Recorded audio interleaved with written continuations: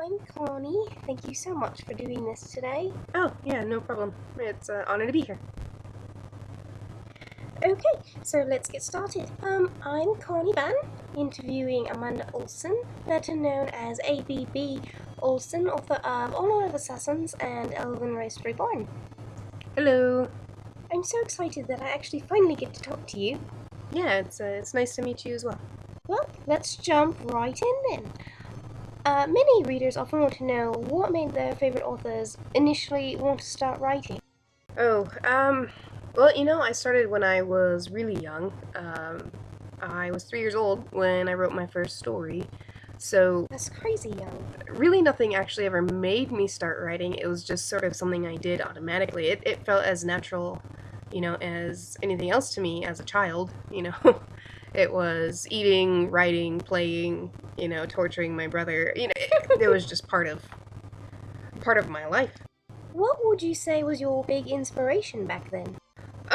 It was life. It was everything around me. I was curious by nature, and everything was fascinating and wonderful and full of mystery to me at the time. So, yeah.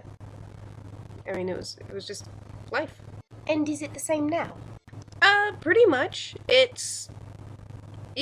find I have less wonder because obviously I'm older and I had to go through like science class and a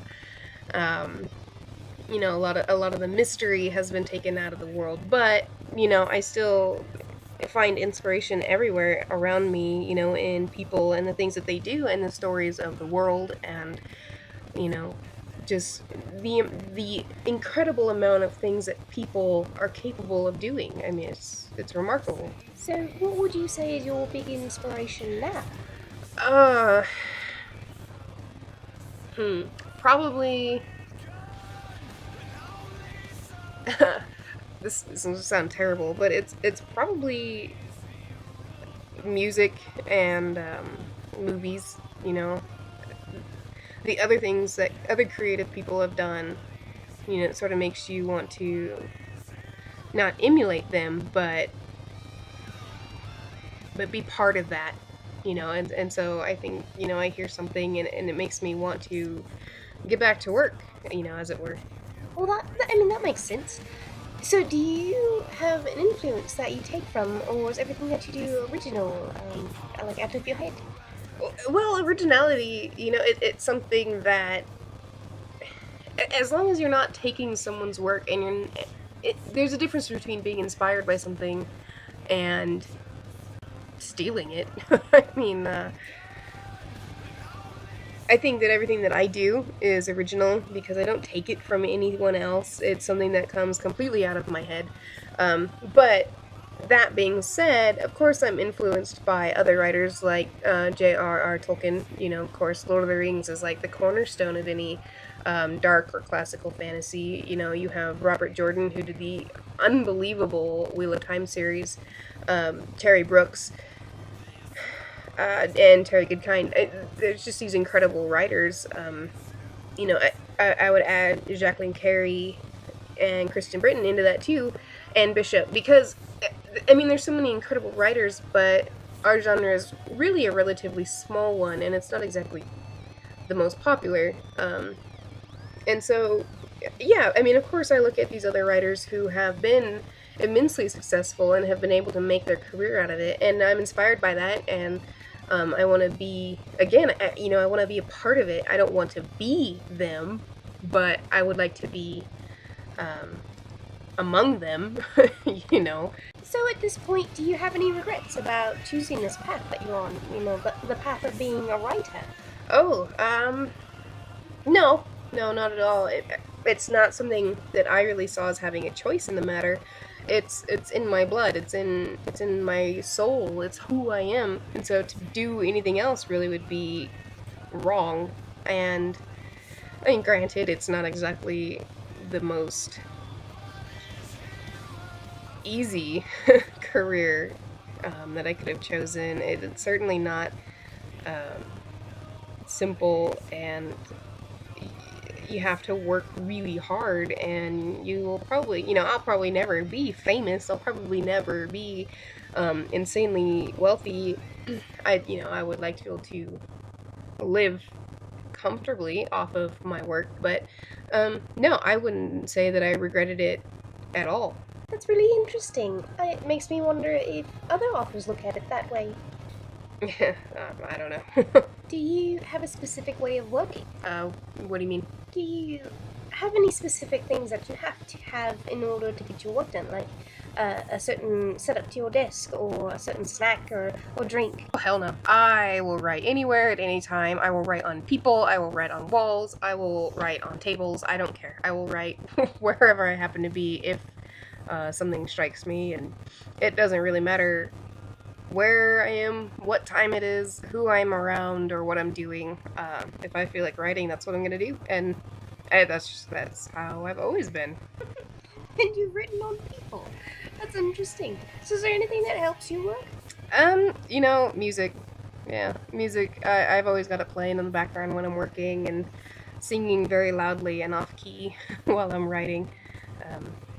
Yeah, and it's just What a big sort? part. All kinds. My gosh, I have 19 days of music on my iTunes that I listen to pretty well constantly. Holy cow, that's a ton! Yeah, it's a lot. But it's what works. Is there a certain kind that you listen to most often? Oh God, I listen to quite literally everything. I mean, I will listen to rock, hard rock. It depends on what I'm writing. If I'm writing like an action scene, I'm gonna be listening to rock, classic rock, metal. If I'm writing something where someone's dying or it's really sad, then I'm gonna be writing like or listening to like Trans-Siberian Orchestra or classical Vivaldi, that sort of thing. I listen to country and everything. I mean, literally everything. I think the only genre of music that I don't have on my computer would be like elevator music. And I think the smallest genre that I have on there is pop. That's probably my least favorite, but there's a few artists I like. Any specific bands? Oh, there's a lot. There's a lot. Give us 5. Well, at the moment, what I've been working on, I've been listening to the Black Veil Brides, Starset, Breaking Benjamin, Fallout Boy, and Shinedown. So, all rock bands. That's interesting because I have a friend she's completely obsessed with Black Veil Brides, and when I told her I was going to speak with you and I showed her the pictures I'm going to use for the interview, she said that you reminded her of Andy Biersack. What? Oh my god. How? That doesn't even... Yeah, that doesn't even make sense.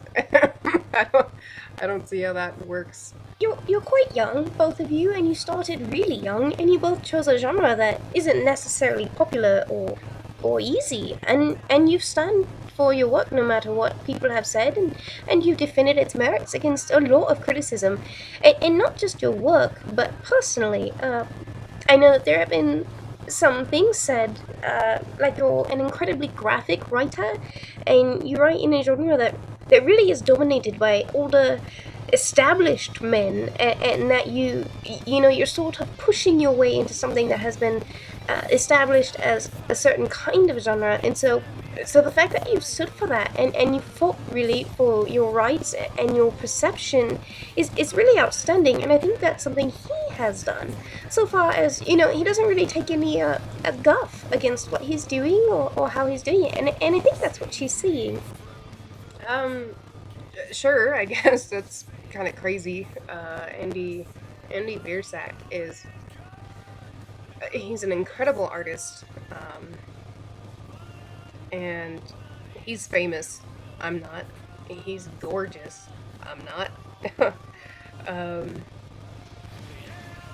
So yeah, I'm flattered. I guess he should probably be mildly insulted. But yeah, that's not a comparison I would ever have made. I wouldn't really say that's accurate. But I mean, like I said, I'm flattered. I don't see myself as a incredibly attractive rock star. I'm a I'm a pasty white Viking blooded dark fantasy author, you know, and I'm 5'2", so he's quite literally a foot taller than I am. So I guess, yeah, I don't really know. I don't know what to say to that other than thanks, I guess. Sorry, Andy. I don't, oh my gosh. Well, and really, you're both really young to be in the careers that you've chosen. Well, that's true, you know, but you know, if you know it's what you want to do, then that's what you do, and you don't let anything else stand in your way. And I'm sure he feels the same. I guess I don't know him, so. Well, I think she just had him in mind and saw similarities between the two of you. Well, like I said, it's flattering. I'm not sure I would necessarily agree, but yeah, cool. So, considering that music plays such a big part in your life, makes me wonder: do you play any instruments or do you sing? Well, I don't sing. Yeah, I'm a terrible singer. I sound horrible. I couldn't sing to save my life. In fact, if I had to sing to save my life or anyone else's, everyone would die. So, but I do play instruments. I've played the piano since I was like 7 or 8, and I play the flute and the drums for both marching and drum set. I also sort of play the trumpet. It was a weird random moment in my life. I play the guitar and the water flute, although I don't think that counts. A water flute? Yeah, it's also called the Niragi flute. It's made of clay. It's one of the older instruments that's been around. Just has a different sound. It's closer to like a recorder as far as how it's played, but the sound is way different. So, going back to something that you said earlier, is there a reason that you have stayed in your specific genre rather than branching out to something that is considered a bit more popular and maybe would get your name out there a little bit more? Yeah, I would rather become famous or whatever, based on something that I'm proud of doing and something that actually means a lot to me as a writer and as a creator. You know, I would, right now, it may look kind of foolish and prideful, but if I'm going to become a known author, famous or not, I want it to be something that, you know, I don't have to look back on in a few years and be like, oh hell, you know, I wish I hadn't done that, but cool, it got me, you know, a spot on the New York Times bestseller list. That's not what I want to be known for. I want to be known for works that I'm proud of, that I am happy to claim, and that other people see as a quality story. Yeah, I would rather work constantly and I don't know how to say this. I would rather be poor and proud than rich and ashamed. You know, Understandable. simply put, yeah. So, yeah, I mean, that's all there really is to say about that. Well, I think that's a good way to look at it, and you know, more people should look at it that way instead of, you know, where's the next dollar coming from? And I think that's rather admirable on your part. Well, I have this willful, stubborn streak inside of me that, you know, won't let me do anything else. No, I think that's a good way to look at it. So just a few more questions. What would you say is the most important aspect of what you do as a writer, as an author? Telling a story, you know, and I think, well, I've said this before, a story, there are so many aspects of life, in our world that never get told, and I've always looked at the world as maybe not multi-dimensional or anything, but I believe that the stories that we tell as authors, in just about any genre, they're just memories of lives, you know, lives lived a long time ago in maybe another place or something. And our duty is to remember them and share them. And that sounds kind of weird and creepy, but Not at all. I have a hard time fathoming the idea that such vast worlds, characters, and political gambits and everything else can be just simply imagined. It's hard for me to think that they would never have existed somewhere else. And so I think the most important aspect is remembering these stories and sharing them with the world. I think every story deserves to be told, no matter what it is. That's a lovely way to look at it. Yeah, or just I'm crazy. So, what question do you absolutely hate the most? Oh, having fun yet? I hate it. It's so inane and pointless, and that's usually in the negative. I don't look at myself as having fun a lot. I despise that question, and I get asked it a lot. What question would you like to be asked?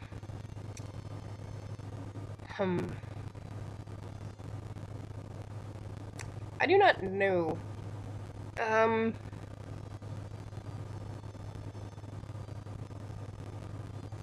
Will You Marry Me by Andy Biersack. I don't know. Uh, What would be your response to that? yes. Fuck yes. Oh, sorry. Hell yeah. I don't know. Yeah. Well, I hope that happens for you one day. One final question, and it's kind of an open one for you. What would you say would be the hardest lesson you've had to learn since you've been published? Gosh, there's been a lot. I would say, never rush into anything, because my first book was published before I was 21. And there's a lot of mistakes in that book. I mean, I wrote it when I was 13, and then I sort of finished it and tweaked it as I got older. But I really had no idea what I was doing. I had a good story, but I didn't, my writing skills weren't as polished, and my vocabulary, even though it was large, it was still rather juvenile and given to the times. And so, there's a lot of mistakes in it, and the lesson that I learned was never to trust a publisher, to edit your stuff. You need to edit it yourself, first, and never just sort of give up and be like, just do it. It's because it's too much work, or it's too expensive to have to redo it or whatever. And that's probably been my biggest regret so far, is that my first book was published and the story is really good. The writing is not. So yeah, I mean, that would be probably the hardest lesson, and the most important one. Well, I think that's good advice for any writer. Well, that's it. That's everything I've got for you. Thank you so much for taking the time to do this, and it has been an absolute pleasure. Thanks for having me.